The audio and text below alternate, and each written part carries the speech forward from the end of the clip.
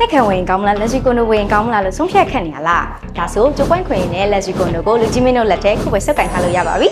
ဒီ project ကတော့ Marabel လက်ရှိကွန်ဒိုရဲ့ phase 2 tower 2ရဲ့ project တစ်ခုပဲဖြစ်ပါတယ် studio type 2 bedroom 3 bedroom 4 bedroom စတဲ့အခန်းမျိုးစား၄မျိုးတာရှိတာဆိုတော့မိမိသားစုနဲ့ဆင်ပြေတဲ့ခန်းကိုရွေးချယ်နိုင်တယ်နော် square feet အနေနဲ့ဆိုရင်လည်း389 square feet ကနေ1181 square feet ထိစိတ်ကြိုက်လို့ဝယ်နိုင်ပါတယ်ဈေးနှုန်းအနေနဲ့ကတော့တင်းထောင်ပတ်ချလဲကနေစတင်ဝယ်နိုင်မယ်။ payment plan အနေနဲ့ကတော့ cash down သွင်းလို့ရပြီးတော့ diploma လုံးတိုးမဲ့ရေးကြနေလဲဝယ်နိုင်မယ်။နောက်ပြီးတစ်နှစ်နှစ်နှစ်သုံးနှစ်တို့လုံးဝမရှိဘဲနဲ့ရေးကြနဲ့ပိုင်ဆိုင်နိုင်ပြီနော်။လာစဉ်သိန်း50သိန်းရုံနဲ့လက်ရှိကွန်တို့တစ်ခန့်ကိုလူကြီးမင်းတို့နာမည်နဲ့ပိုင်ဆိုင်နိုင်ပြီနော်။ဟောပြီးတော့လာတာလည်းပြီးသွားပြီဆိုတော့ဒီနေရာကစီးပွားရေးအတွက်လုံးဝချက်ချကောင်းတဲ့နေရာတစ်ခုဖြစ်လာပြီဆိုတာတကယ်သိကြပဲနော်။ကဲဒါဆိုရင်တော့တိုက်ခန်းစီသက်တာနဲ့လက်ရှိကွန်ဒိုတစ်ခုကိုပိုင်ဆိုင်ခြင်းနဲ့ဆိုရင် Marabel လက်ရှိကွန်ဒို phase 2 tower 3ကဒီချိန်ကိုထားဖို့အတွက်လုံးဝအကောင်းဆုံးချိန်ပဲเนาะ